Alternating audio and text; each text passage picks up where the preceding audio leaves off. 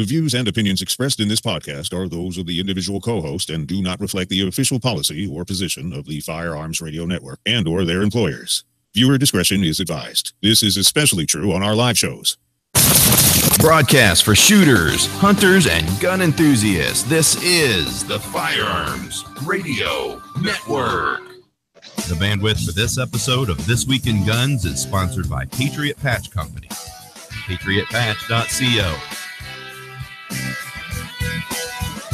Welcome to This Week in Guns. This show is brought to you by the Firearms Radio Network and Patriot Patch Company. And this show offers commentary on the latest firearms industry news, information, and buzz. I'm your host, Sean Herron. And before we get too far in the show, I want to introduce our panelists tonight. Welcome back, Benjamin Allred, host of the Off-Road Podcast. Ben, what's up, buddy? I muted myself. How's it going, Sean? Good, man. And next up, we got Zane Mangillo, host of the Firearms Insider Gun and Gear Review Podcast. Zane, welcome back. Hey, thanks for having me. Absolutely. And don't forget that we can't do the show without the advertisers that love us so much. First off, we've got Patriot Patch Company, and their Patch of the Month Club is just killing it. I don't know if you guys are members of the Patch of the Month Club. Maybe. I might be.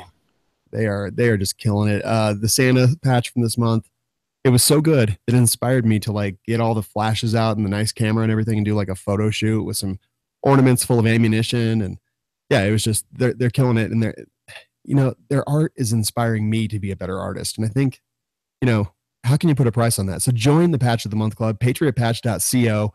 Trust me, you will, even if you're not a patch collector, even if you don't even really like patches, you're going to appreciate what they put into it. And you just get them in the mail every month. It's like, when I was a kid, I got Ranger Rick, and that magazine was awesome.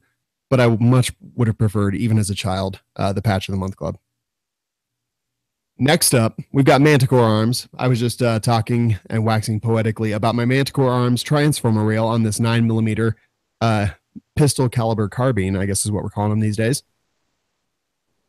And basically what the transformer rail is it's future-proof. So if you bought M-Lock and Keymod and then you had to get a different rail and it had a different attachment system, so you had to buy all kinds of new attachments and stuff like that, Transformer's future-proof.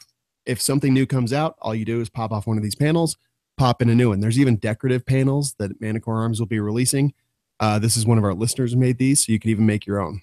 So future-proof, amazing products, great innovation. Go check out Manticore Arms and please support them for supporting us. Coupon code TWG10 at manticorearms.com. Zane, it was you that just said that you had a transformer rail just sitting in your parts bin, right? I do. I have one just waiting to be put on a build.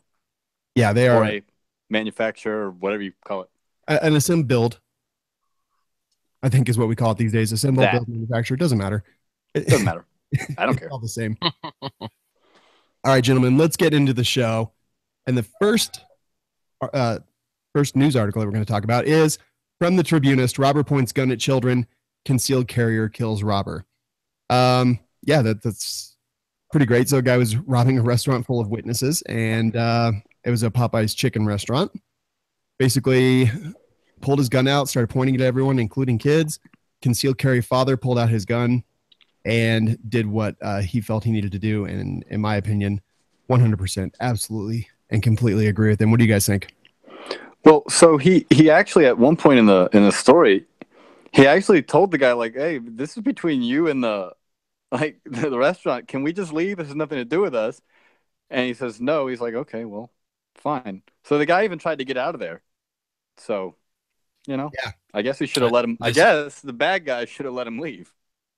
Yeah, I agree, Ben. This is why we carry guns. I mean, to protect my family, right? So yeah. Right on for the dad. Yeah, and he tried to escape the situation. I mean, he was the innocent party. He met all the factors for this. He even attempted preclusion to get out of there. And the guy put him in a situation where he had to do what he had to do. And I think that's great. The police say, excuse me, that the father will not be facing any charges for the shooting.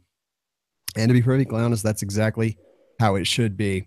Yeah, this is a perfect, yep, nothing to see here, folks. I mean, yeah, it's not often. We see so often horrible things where people want to criminalize concealed carriers and stuff like this. But, this was like from A to B. Seems like he did everything right. and still had to pull his gun out and pull that trigger in defense of himself and his loved ones. So good for him. Yep.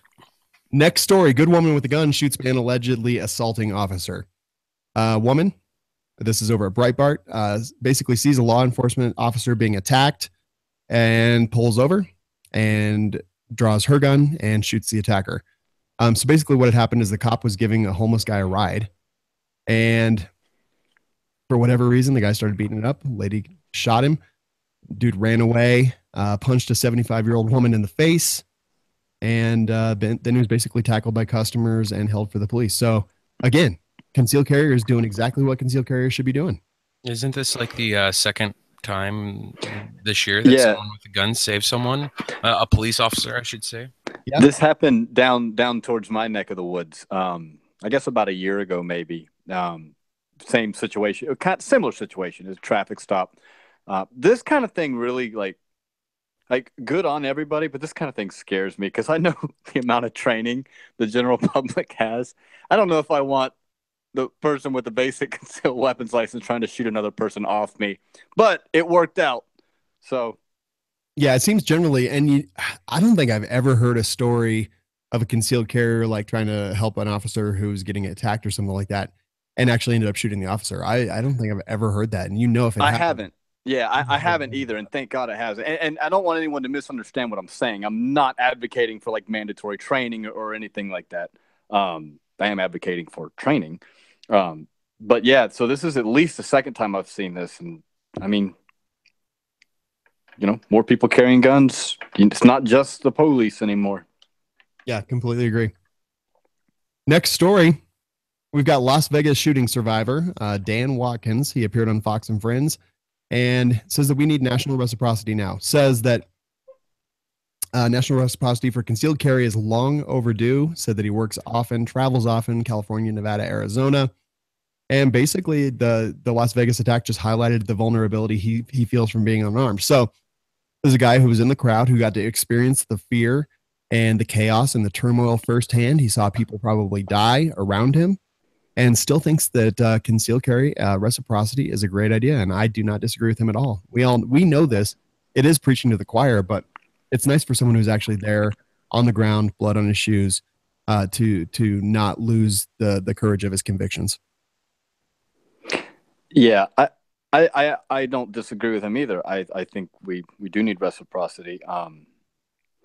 It kind of bothers me that they're touting him as like the Las Vegas like shooting survivor when of all the things that have gone on, that was like probably the one that a concealed carrier could not have done anything about. It almost seems like they are exploiting that. And I don't particularly care for that. Now, if it would have been like Texas church shooting survivor, that's different. Someone with a concealed weapon may have, I don't know. I agree with him. I think he's absolutely correct. I don't like the way the news is almost exploiting this tragedy. But I guess that's what we do in the news nowadays. So, yeah. Anything to add there, Ben? No, Zane took the words out of my mouth. So, yeah. Totally agree. Guys, apparently there's been this VSSK Weitschlap sniper rifle introduced.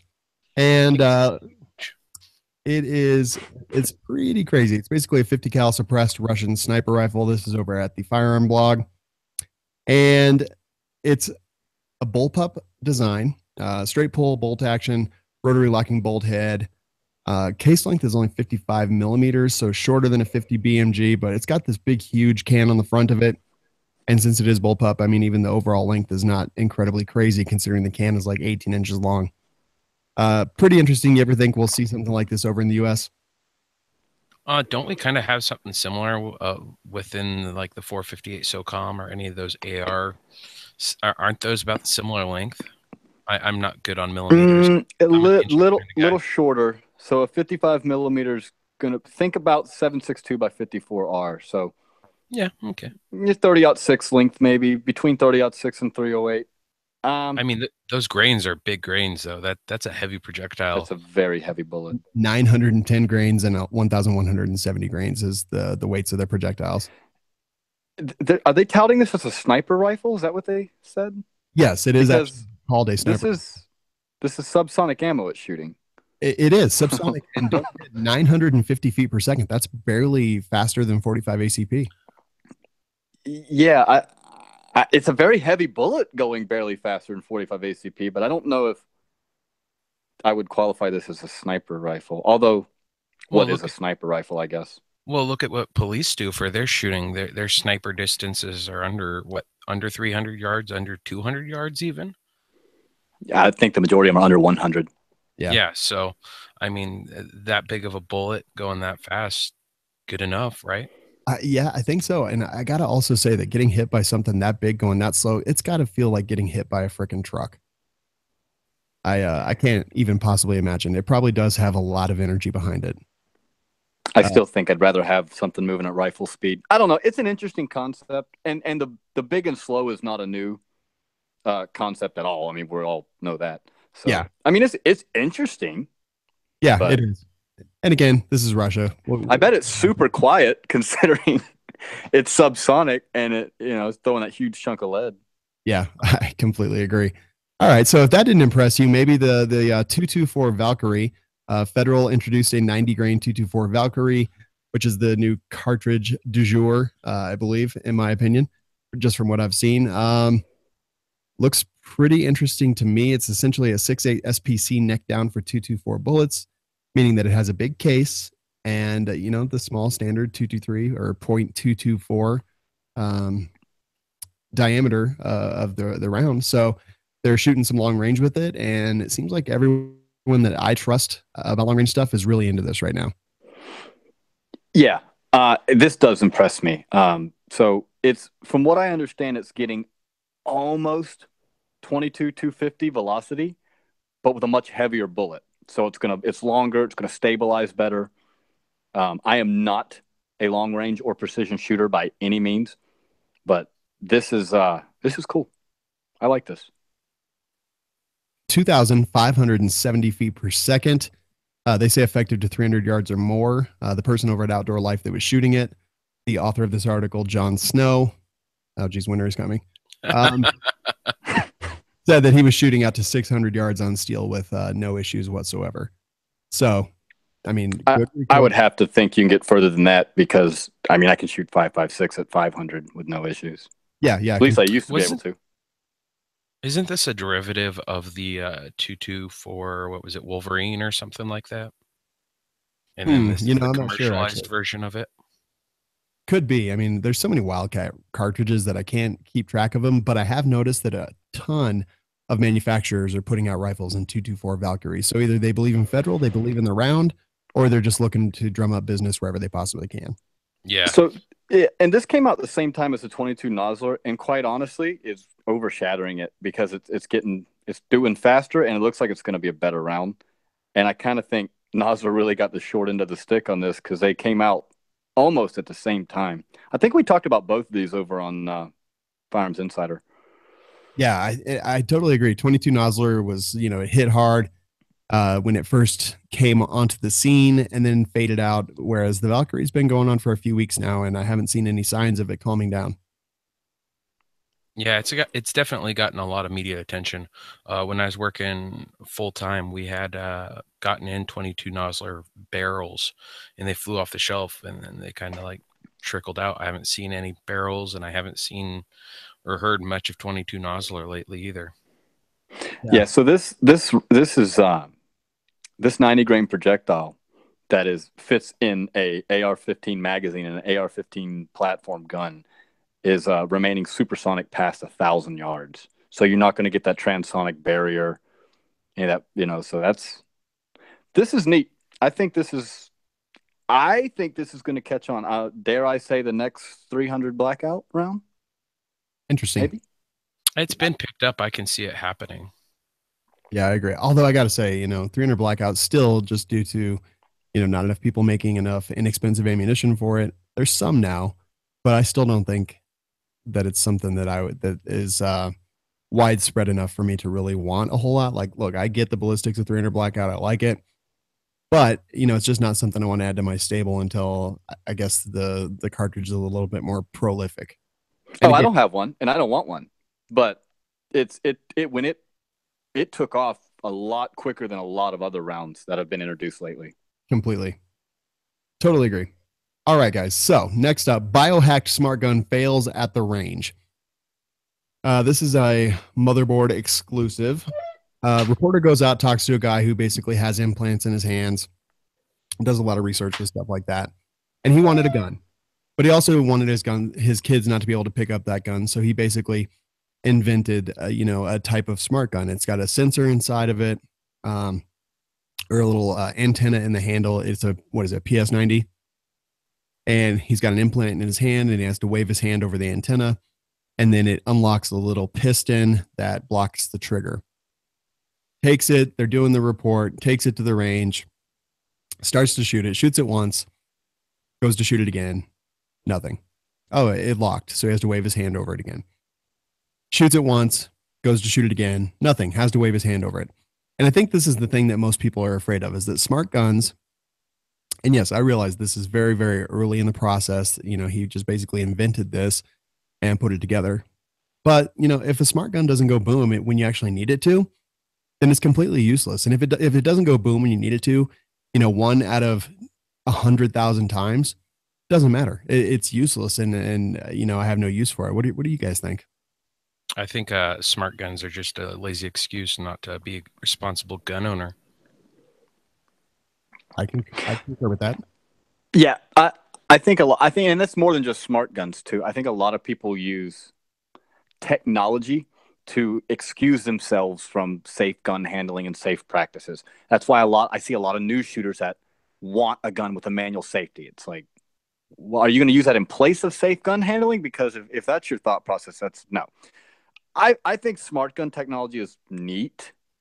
I like the idea of innovation. And like I said before the show, I'm going to make the internet mad, but I feel like smart gun technology, same way I feel about 40 caliber pistols. If you want one, great. I think they're stupid and don't want it. Yeah. And if I can editorialize here for just one moment, I love this. Like, I love that this guy is doing this. I love that he came up with an interesting, unique way to use some kind of implant that helps unlock his gun. I think it's great. But here's the thing.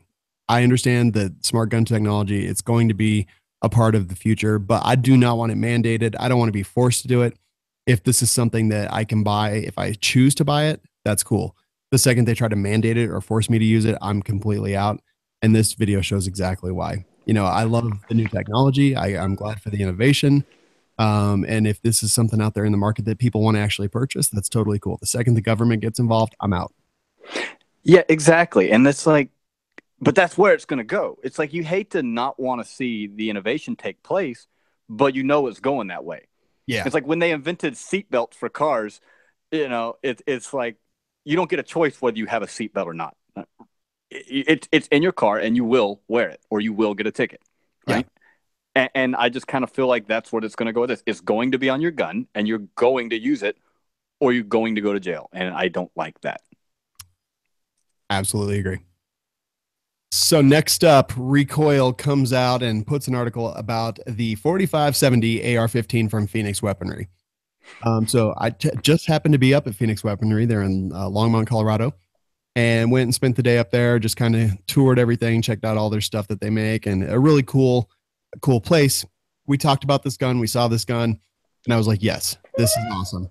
And then he told me that basically they have to cut the rims off the 4570, and they give you 100 cases that you can then reload and use in this 4570-ish AR. And at that point, I'm kind of out. Like, Phoenix Weaponry, really cool guys doing cool stuff, making great guns. But I don't want this just because, I don't want something that has to be a specialized case. It's almost a proprietary Wildcat cartridge at this point, right? Yeah. And I was right on board with you. I was like, oh, this is kind of neat. And then when you told me you had to cut the rim off the case, I'm like, oh, so. And you also have to modify the magazines, correct? Yeah. Yep. They use a Magpul mags. Right. So at what point is this a longer 458 SOCOM? Basically. Yeah, pretty much. Yeah. And the ballistics are very similar, actually. We looked them up before the show. 15 to 1800 feet per second coming out of the muzzle.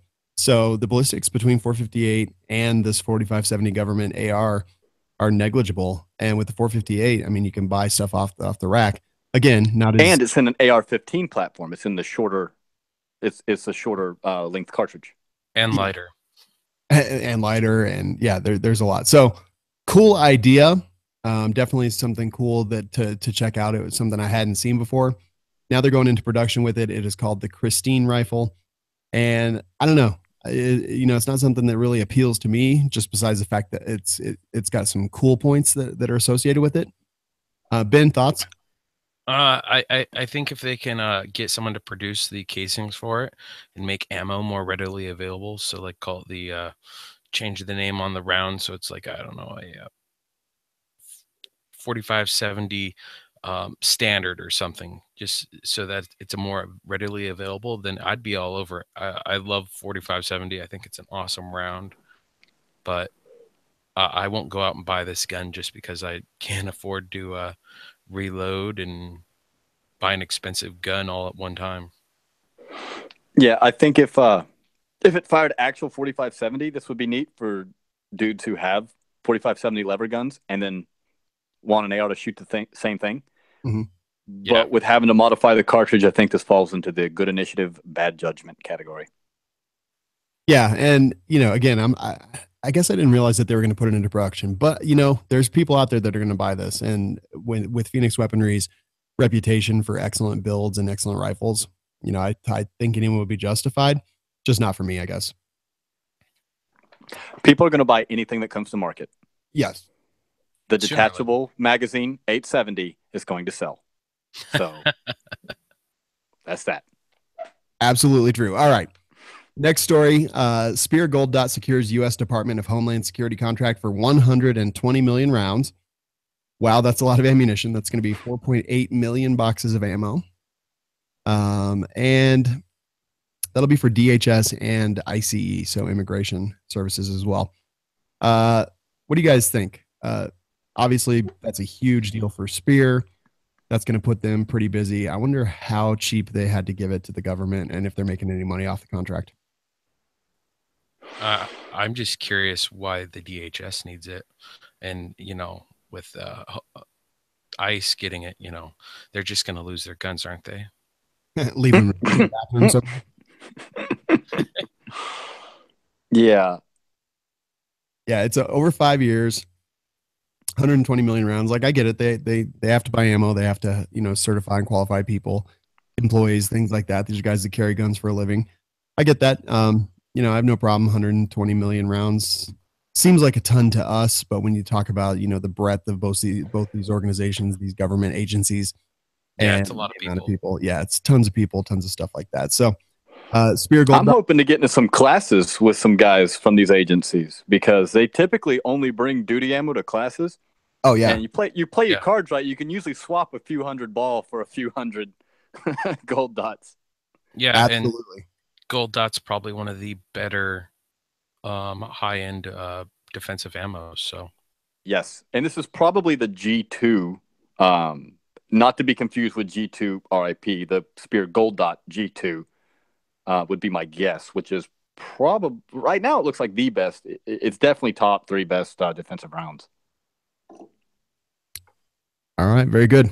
Moving out of the positive-ish news, we're going to move into New Mexico gunman plan to take classroom hostage and go ape. Beep. No timestamp required there, guys. Nice. See, I actually can not cuss. I'm as amazed as everyone else is. I don't know. I was impressed. I was impressed. Yeah, so this gunman, this piece of human trash, basically went in, didn't get very far. He tried to enter a classroom, but the teacher told students to push a sofa against the door. He did kill a student inside the bathroom and a student in the hall, and then the coward killed himself, fortunately. But his manifesto said, if things go according to plan, today would be when I die.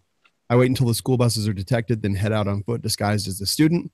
I go somewhere and gear up, then hold a class hostage and go ape bleep, then blow my brains out. World sucks, school sucks, life sucks. I just want out of this bleep. Bleep the state. It really is bad. Think I'm insane? I'm actually more rational, peaceful, and less loony than a majority of the citizenry of this entire region. I'm going to call BS on that. I do not believe that any of those things that he just stated are true. Well, this just goes to the do crazy people know they're crazy. And I'm guessing No. I too am guessing no. I do not think that he knows, because he is absolutely nuts. And I'm glad he's dead. Sorry, not sorry. Yep. Same. But again, teacher, quick reaction, quick response, push the sofa up against the door, prevented an entire classroom of people from being slaughtered, and I think that's great news. Yeah, definitely. And you know what that is? That's this run, hide, fight stuff that we're seeing. It's just it's schools and districts taking the safety of students to heart, doing some training for teachers, even if it's remedial style training. That's totally fine. Doesn't matter. They're taking it to heart. This is why schools don't burn down anymore, because we took it to heart. Kids were dying in fires. Now we've got fireproof equipment. We did fire drills. We've got fire extinguishers. Same thing with guns. These lunatics will be less effective, just because people are more educated on how they do it and why they do it and how to defend against it. That's great to see. Yeah. And the ability, as much as I'd like to see teachers armed, the ability to barricade and, lock down is just as, if not more important. So yeah, absolutely. I mean, not everyone is someone who's going to go out and clear a building and be a hunter. In fact, we don't even necessarily want that. We always say that. We always say avoid being that person. But look, we know if there's kids out there getting shot, that you guys aren't going to listen to us. And then we go into, how to work around that. So good news out of New Mexico. Bad news, but good news. Bad news that 2 people died. Good news that many more could have if this piece of human trash was allowed to operate. In New York, in the Port Authority, the most incompetent terrorist on earth blew his crotch off and didn't really do much else. A few people went to the hospital with injuries, but this guy basically created a bomb, put it on his waist, groin, abdomen area, and then walking down the Port Authority hallway, detonated it, and basically just blew his junk off. So, just more idiots. This guy, reportedly inspired by ISIS, attempted terrorist, and his device detonated prematurely.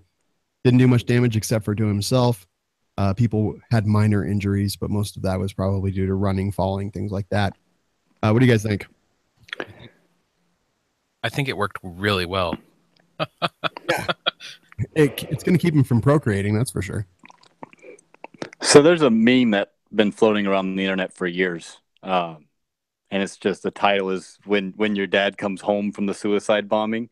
And it made its way around again after this story took off.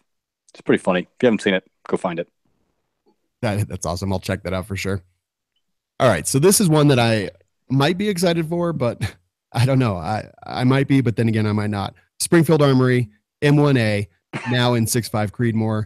This is over at the Firearm blog. They launched the story a week or 2 ago, and I just wanted to kind of briefly touch on it. 6.5 Creedmoor is, this is the one that everyone's just going gaga over.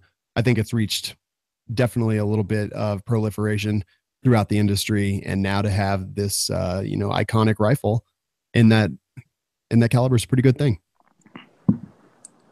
You can hear my opinion on this on episode 210 on the Gun and Gear Review podcast. I love it. Did you just clickbait us? I did. I just threw a little shameless plug in. Yeah, we talked about this on the Gun and Gear. And you won't believe what we said. 6.5 Creedmoor is turning into like the next 308. I agree. No, it was episode 209, I think. I don't know. Whatever. You can find it on there. I wasn't impressed. Here's a spoiler alert. Oh, very interesting. Ben, what do you think? The way you hear about 6.5 Creedmoor, it's like the new 308. I hear more people building 6.5 Creedmoor builds versus 308s nowadays. So I don't know. It's interesting. If I see more ammo readily available, which I am seeing, Walmart carries it now. So yeah, I mean, might get me interested enough, but I like Grandpappy's lever action 308. So it's hard to just switch up guns like that. Well, I'll tell you this, at a price tag of a little bit over $2,000, I don't think that I'll be buying one anytime soon. Yeah. Not that I'm not excited. Nope. Not that I don't think it's cool. I just, I don't know. All right, guys. Interesting information out of Las Vegas. Westgate Resort to scan all guests for weapons without their knowledge or consent. There's a system called the PatScan CMR microwave scanner. It's being put into place at the Westgate Resorts. First of all, it basically, excuse me, uses microwave scanning and will tell with a pretty high rate of success whether a patron, when they're checking in, has a firearm on them. I do not consent to this type of scan on my person. I am allowed to opt out of, scatter radiation at the airport because that should be your right. You should not be exposed to this kind of thing without your knowledge or at least tacit compliance. And I don't believe that they have that here. Man, this is a big deal in my opinion. So don't bring your luggage to the checkout counter. Yeah, but are they going to have this in the entire lobby? Yeah, I agree. It's like you said, it's something that shouldn't be allowed without consent. And I understand why they want to do it, but still, I would love to do the whole deep 6-9 on inspecting whoever comes into the country. But people do have rights, right? Yeah. So I'm a big fan of the free market. If they want to do this, that's their business. They're private property. They can do what they want. So long as people are aware, they make people aware it's going to happen so that I can make the conscious decision not to patronize your business. That being said, we do have laws that protect individuals' civil rights. And for some reason, our constitutional right to keep and bear arms isn't one of the protected classes. So, well, okay, let's hold this story for just one moment. Let's move into the next story, and then I want to come back to it. There was a story about a Mesa, Arizona police officer. They basically encountered a guy and a girl in a room. The guy ended up holding was it airsoft rifle or a BB gun or something by the window of his hotel room. Someone called, reported a guy with a gun.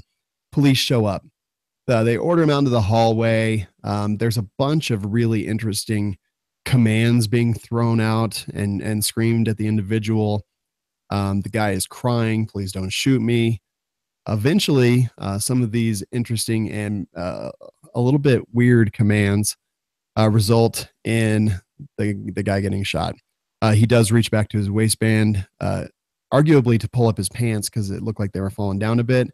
But because of that, the officer opened fire. Officer had a "You're effed" dust cover on his rifle. And, a guy who was basically innocent of every crime except for not understanding ridiculous commands, he died. There's a lot of aspects to this. So I want to just open it up to you guys up front. I think the dust. Go ahead. Yep, go ahead, Ben. I was just going to say, I think the dust cover thing, absolutely stupid, pointless, whatever. It's something that's gone around forever. Oh, his dust cover. Ooh, whatever. But I'm not surprised he got off on, I think it was 2nd-degree murder charges. Mm-hmm. Because I can't remember, like 1st degree and 2nd degree involve intent. And I think 3rd degree does. I bet if they would have charged him with manslaughter or something, that would have probably got him charged. I'm just. Yeah, so this is one of those interesting things to me that there is a segment of the population that it does not matter what the law enforcement officer does. He is right. He could be literally executing nuns and throwing babies off the Empire State Building, and they're going to be like, well, that baby could have had an ice pick in his diaper. You don't know, right? There's also a segment of the population that it does not matter what the law enforcement officer does. He is wrong, right? Like, dude can be shooting an AK at him, and he great punches this guy, and like, oh, well, he could have shot him in the leg. So you take those two aside and throw their opinions out because neither of that group's opinions is really worth anything. If you take the badge away from this officer and you look at it from a regular, everyday citizen, which cops are citizens, you can't shoot someone who's on their hands and knees begging you not to shoot him. The guy's drunk, right? And there were some, like you said, strange commands going on. there's a lot of, and I understand why the officer actually made the shots because there were some really weird, hinky commands going on. I think it boils down to a training issue. But I do think someone needs to be held accountable. That, and why do we keep responding to man with a gun calls with like full on SWAT? It's not illegal to be a man with a gun in this country. Yeah, and this is Mesa, Arizona. They've got excellent gun laws there. It's not like someone having a gun is something that they don't see often. All right, so I guess my thoughts are this. I watched this. It's extremely difficult to watch, but the guy reaches back to his waistband. He does it twice, probably just by reflex, just because your pants start to fall off. You immediately go to grab him, right? Yep. He did it. Yep. Instructed not to do it again. He was told, if you do it again, we are going to shoot you and it's going to hurt the entire time you die. And then he did it again. And the officer opened fire. I cannot fault the officer for doing that. Look, they're put in situations every single day where they have no idea what the outcome of a situation is going to be. Someone makes a movement that you could see as a threat and you have to react. I support it in that aspect. The commands and just the belittlement that were being thrown out, apparently by the officer's sergeant, not this officer, are confusing and threatening and just awful to listen to. I was like, this is not how we're supposed to treat people. And look, I get it that they work with the bottom rung of society 99% of the time, but the commands were just they were extremely weird. They were phrased funky. They were extremely threatening. And so it's like two aspects to me. Like, I think that the sergeant should be disciplined, not dismissed. I don't think you ruined his life over it, but I don't think that the other officer that actually did the shooting, in my opinion, wasn't guilty of anything besides just being part of a bad situation and reacting in the only way that I think he could react. Like, I don't think that all cops are infallible. I don't think that all cops are perfect. And I also don't think that all cops are corrupt. I'm somewhere very much in the middle. And to me, the guy moved funky. It could have been a threatening movement, and the officer had to do what he had to do. But the whole situation was ugly. Yeah, I've watched it a couple times myself, and I see where you're coming from, I should say, and the whole situation should have been handled differently. I think we all can agree on that. I think if you look at it, it kind of brings me back to the years ago, the Trayvon Martin thing, to where the whole situation should have been handled differently. But now that we're here, let's judge it based on its merit, kind of deal. Now, I don't think his dust cover should have been admissible, and I don't think that should come into play on whether it's a good shoot or a bad shoot. But I will say it does tell you a lot about the individual that would take that gun on duty with him. It seems a little bit odd to me. And again, a prosecutor, they're going to throw everything at you that they possibly can. It's up to your attorney to stop that from happening. Looks like it became big in the media, but not necessarily big in the trial. So we're going to see that. I don't even think it was. I don't even think it was brought into evidence at the trial. I believe I read that somewhere. Don't quote me on that though. So he was convicted in the court of public opinion. Now let's take this back to the Westgate Resorts to scan all guests. Let's say that a situation, you have a firearm, they call the police, and then suddenly in the lobby you are held at gunpoint. What if you just got back from the bar? What if you've been in Las Vegas, you're going to check into your room and go to bed? This is a situation that, because of this, non-consented to scanning, could very well become something that we see way, way more often. Just suddenly cops are going to be there with firearms and pointing them at you and screaming weird commands. Like, I don't consent to being a part of that. I don't consent to being scammed like that. And I think that it's ridiculous that they would do that without people's permission. Well, here's another question for you on how effective is this going to be. There is an exception in here for shotguns because some of the resorts have trap and skeet ranges. So they'll let you bring your shotgun.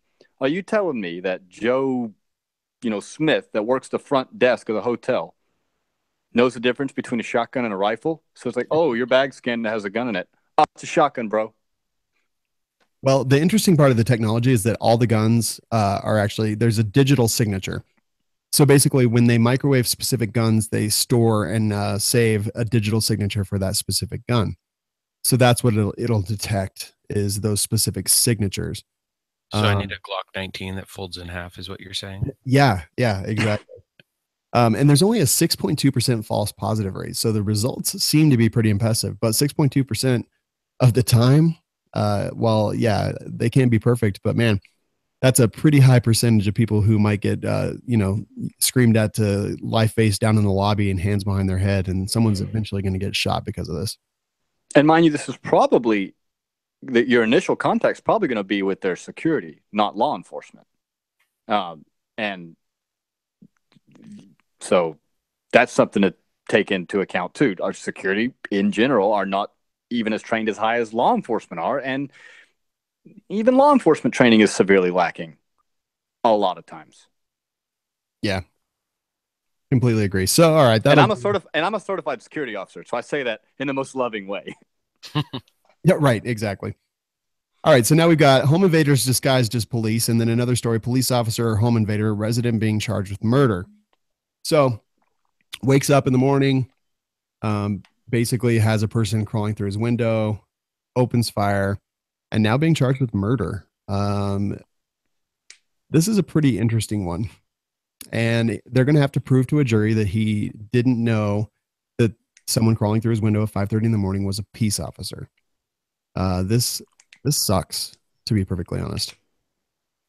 This irritates me. Yeah. This irritates me because if you look at this following the one from Mesa, it's like in that instance, everyone is all, oh, well, he was making a movement. You weren't there, like we kind of talked about. Whereas it's a whole double standard here. They were executing a no-knock warrant, and they didn't find anything in the warrant. So, like I mentioned before the show, like if you're selling like illegally modified automatic weapons and cocaine through the back door, you're kind of expecting that SWAT team to come, pay you a visit. But they didn't find anything. So this guy's not expecting a SWAT team to come kick his door in. Someone kicks his, someone breaks into his home and he defends himself. All of a sudden, there's a double standard here because, oh, well, he should have whatever. He should have fill in the blank. Whereas in the last one we just talked about, it's like, oh, well, he had to make a split-second decision. So I'm like, we need to stop judging citizens and law enforcement on different matrices, I guess. 5:30 a.m. in the morning and someone comes through my window, I'm concerned. I'm going to shoot them. Yeah, you're probably getting some hot lead slung in your general direction. I'm scared. There's a guy coming through my window, and I assume that he probably saw a gun or something sharp first, because how's that officer breaking that window? Yeah, it's interesting, and it really brings castle doctrine into question here. Because basically for castle doctrine to apply, it requires that the entry be unlawful. But since this entry was lawful, they basically have to analyze the reasonableness of his deadly force use as though he were not in his castle. So was he afraid? Right. Did he fear serious bodily injury or death to him or a loved one? Yes. It brings into question for me no-knock warrants, and should they be a thing? Like, I understand that you're concerned with, Billy Bob, flushing the meth down the toilet before you can force the door if you knock. But I mean, is it worth getting your own peoples killed? Yeah, and we'll see. Maybe they shouted out police, but I think it was just interesting the juxtaposition of the article right before this one, where people invaded a home from the AJC.com. Basically, intruders dressed as police then broke in, duct taped them, robbed them, and. So now cops are going to, I think cops are going to get shot because these criminals did that. People are going to be like, oh, it could be someone dressed as an officer and come in and get shot. I think there was a story about this a while back where they like hit the house next door. They like whoever's job it was to like read the numbers on the mailbox totally screwed up, and they like hit the wrong house. And same thing, like you're talking about, people are running with body armor that says police on them. I know I'm not selling dope out of the back door. I'm not expecting a SWAT team at my house at 5 o'clock in the morning. Right. So I don't care if your shirt says police on it. I got a good idea you're probably really not the police. You're not supposed to be here. Yeah, goodbye. And if you are, knock on a door and we can have a civil conversation. Yeah, coming through the window seems a little bit odd to me. I don't know. Raises some interesting points. I'm very curious to see how that case lands. So if we get any follow up on it, we'll definitely do it. But guys, coming out of St. Louis, the mayor says, look, give us your guns and we'll give you groceries. The mayor is reacting to rising crime in her city by offering to give people groceries in exchange for their firearms. They're going to do basically a buyback program. Murders are way up there, blah, blah, blah. And yeah, so How much worth the groceries? I'm just curious, you know. Yeah, she's not, doesn't actually say anywhere, but this is her plan. She said we can't incarcerate our way out of this situation, so she's going to increase funding for recreational activities. I don't know. I ain't even mad. Whatever, do your thing, St. Louis. Yeah, I agree. Hope it works well for you. That's cool. But not Good luck. Yeah, totally agree. All right, anything to add there? Nope. All right, perfect. Now, audit shows LA County Sheriff's Office failed to follow policy for issuing concealed carry weapon permits. This is from the obviously files. We know this. We know that in may issue places, it just leads to corruption historically. So Los Angeles County Sheriff's Department has repeatedly failed to follow its own rules for issuing concealed weapon permits. The state auditor concluded in a report released on Thursday. And this is just this past Thursday. Basically says the department requires applicants to provide convincing evidence of a clear and present danger to life or great bodily harm. But the audit found that the department issued 24 licenses during the last few years without sufficient evidence. So, yeah. I don't know. Wait, so they're saying they issued too many licenses? And this is the LA Times, so obviously we have to take it with a grain of salt. But I like to throw that M. Night Shyamalan twist in there for you guys. So yeah, it looks like they're mad that they gave out too many.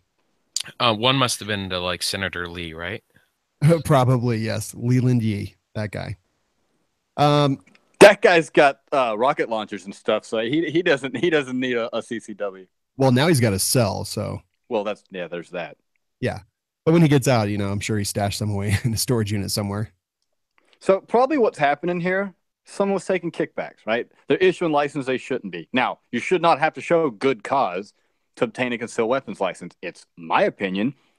You should not have to have a concealed weapons license. But I digress. This is, a government agency not adhering to policy. Color me shocked. Yeah, I ain't even surprised. Nope. Yeah, I just thought it was funny because when I first read this article, I was like, oh, wow, LA Times is digging in. And then I read it and I was like, oh, okay, cool. No, they're actually mad that they give out too many. Oh, man. Anyway, so let's see. It says also, however, making that decision based solely on the applicant's profession both directly contradicts Los Angeles's written policy, which specifically states that no position or job classification in itself shall constitute good cause for issuance, and has led the department to treat applicants inequitably based on their occupation. So obviously there is some shady stuff going on, but the LA Times led with they basically gave out too many. So not surprised there. And then out of the also California news, the Orange County Register, why Californians are buying more ammunition this holiday season. Do you guys know? Yeah, because they're about to have a NICS check every time they want some. Yeah, well, that'll be, I believe, by 2019, but they are going to have to buy all their ammo after January 1st, 2018 from a licensed ammunition vendor. And those places aren't going to be cheap from what I've heard either. And there's no criteria set for what makes a licensed vendor. So essentially, no ammo will be sold. Yeah, it's going to be ridiculous. There's going to be little fiefdoms established. And so right here, percentage increase above yearly average for ammo man for California. So like May, 134%. So it was up then a little bit. October, 100, excuse me, 151%. November, 173. And then December, 187.5% increase above yearly average for last year. Yeah, this is going to be a nightmare. I actually feel really bad for Californians with the new laws coming into effect. Yeah, Go ahead, Ben. I was going to say, I heard about a range where they don't care the amount of ammo you order, but they're charging like $50 for it to be sent there. Gosh. So on top of paying, say, your $12 for a box of ammo, you're going to be charged another $50. But I guess if you buy several 100,000 rounds of ammo, you'll only have to pay $50 extra. Still ridiculous. Yeah, but for people who are buying 250 rounds or something, now it's an extra $50. Yep. Round cost goes super high. It makes me mad, to be perfectly honest. And here's the thing is that there's going to be so many of these people, so many of these gun people, so many of these gun businesses price gouging out there that it just really, really angers me. I hope that there's some good guys, some good gun stores out there that basically don't see this as a way to price gouge the people who are required to follow these stupid laws, but actually see it as a way to get people into their store by providing a really good cost for the ammunition purchases and for them to be an ammunition vendor. And then hopefully people will buy more stuff from their local mom and pop shops that are actually ammo vendors as well. I hope that's the case, but I doubt it. I'm interested to see how many people are going to cross state lines to go buy ammo. Yeah, absolutely. I mean, it's going to be huge, right? And it's going to be like the new moonshine running, except they're running for ammo. Exactly. And some people are going to get caught and they're going to be made examples of. And this is just a whole ridiculous thing. We're going to hear about this for years, in my opinion. California has that problem with recyclable material. Like they can't. California's so backwards. I got nothing. There's an old Chris Rock bit about we don't need gun control. What we need is bullet control. Yep. And it used to be satire. Yeah. Now it's reality. Who knew that Chris Rock was a prophet? Well, I guess Kevin Smith did because he played one of the dog. All right. Well, let's move into the I'm offended segment. And I guess, we'll stay in California. Gavin Newsom, Lieutenant Governor, tweeted about gun control failures on the 5th anniversary of Sandy Hook. Excuse me. He tweeted, "It's been 5 years since 21st graders were shot dead at Sandy Hook." Sorry, I had to cough there. Since then, 14 killed in San Bernardino, 49 in Orlando, 58 in Texas. I'm sorry, 58 in Vegas, 26 in Texas. Enough. We have a message for the NRA. If you hurt people, we are coming for your guns. And you keep blaming the NRA for stupid people. Yeah. I mean, I got no problem with that. If I hurt someone, I guess you can come after me. But until I do, leave me alone. Well, guess what? If you hurt someone and you break the law and you shoot somebody that you're not supposed to, and you go to jail for a felony, well, you lose your gun rights. Right. Yeah. It's like if I commit a crime and I've hurt someone, illegally, then okay, again, keep it classy, California. Yeah. I don't know. It's sometimes I just feel like they're a lost cause. I don't know about you guys. And it sucks because we've got. Say again. I said, let it fall off into the sea. Yeah, there's so many great gun people and gun companies and Save the Rubicon Trail, the gun companies, the gun people. Just let the rest of it fall into the sea. Maybe save Disneyland. Weren't they talking about seceding at one time? Yeah. Is anybody against that? I mean, yeah, gun people there. They pay a lot of federal taxes. More Not really. I mean, yeah, but they use more than they pay in. Honestly, I kind of want. I want them to be required to stay as part of the United States, just because I know it makes them angry. Okay, touche. All right. Last story in this segment: family of Texas church victims suing FFL for Air Force's failure to report killer's conviction. Yeah, blaming the wrong person again. Good job. Yep. And again, PLCAA basically disallows these kind of suits. So when it gets thrown out, now this family has experienced the loss of someone dying. Now they're going to experience the loss of or the loss of their income because they're going to have to pay court costs and fees and damages and things like that. And it just sucks that some of these groups prey on these families in their sorrow and get them to do stupid things that they know are not going to go anywhere. It's a shame. So basically what they want is because the FFL sold it to this murderer and he had an out-of-state address in the background check form. They're saying that they shouldn't have sold it to him, possibly because it was not legal in the state that his address was from. But you can buy long guns across state lines. It happens every single day. Thousands of times a day would be my guess. So I don't see a problem there. Zane, you actually had one caveat there, right? Well, so I guess I've heard, I shouldn't say I guess, I have read somewhere or heard somewhere that I cannot confirm that there is some stipulation that the transfer would have to be legal in both states in order for it to take place across state lines. I can't remember where I heard that, and I can't find that anywhere in writing. But if that is a thing, then this lawsuit could have some teeth to it, because that gun would have probably come with a 30-round magazine. Colorado has a 15-round magazine capacity, unless it didn't come with a magazine. So, I don't know how true that is. I think it's BS altogether.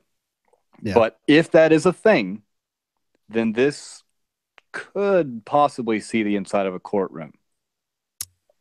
Yep, it's another one we're going to have to follow. We'll see where it goes. I feel bad for the family making the bad choices based on information from bad people.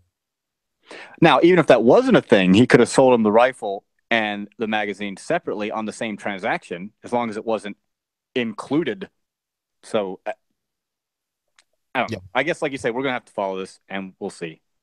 I hope there is no truth to that, because I don't think it's fair to require FFLs to know the laws of every single state.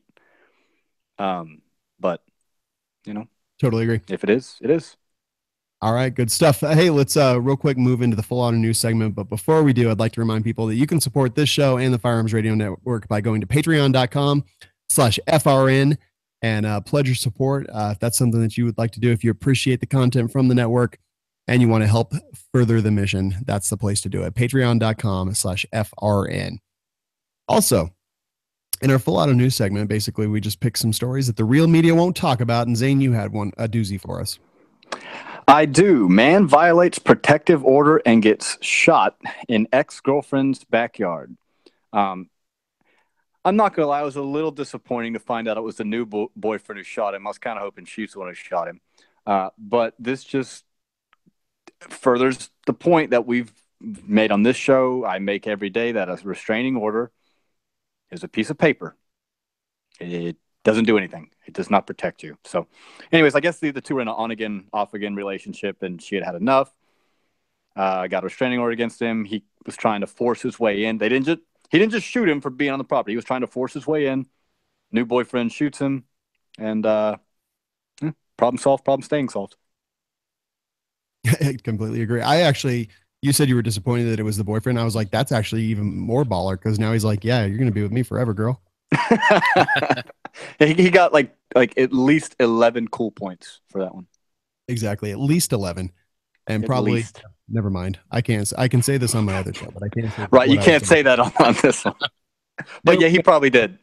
Yeah, I'm going to take the high road, which I know doesn't happen very often. So we're going to start to wrap this thing up. I would like to remind people you can support us by going to firearmsradio.tv/Amazon, patreon.com/FRN, and you can support our advertisers, the Patriot Patch Company, excuse me, and Manticore Arms.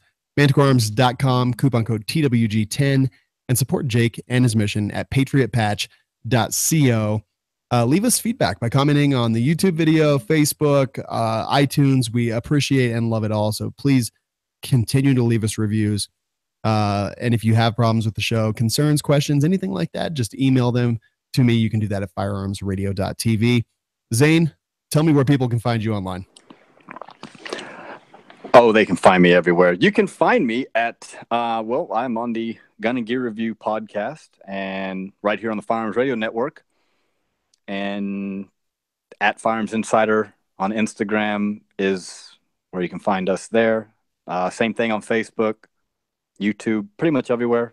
Working on I got about 3 different reviews I'm working on right now. So we're getting geared up for the new year, and should be interesting once everything comes out at SHOT Show. So yeah, at Firearms Insider on everything.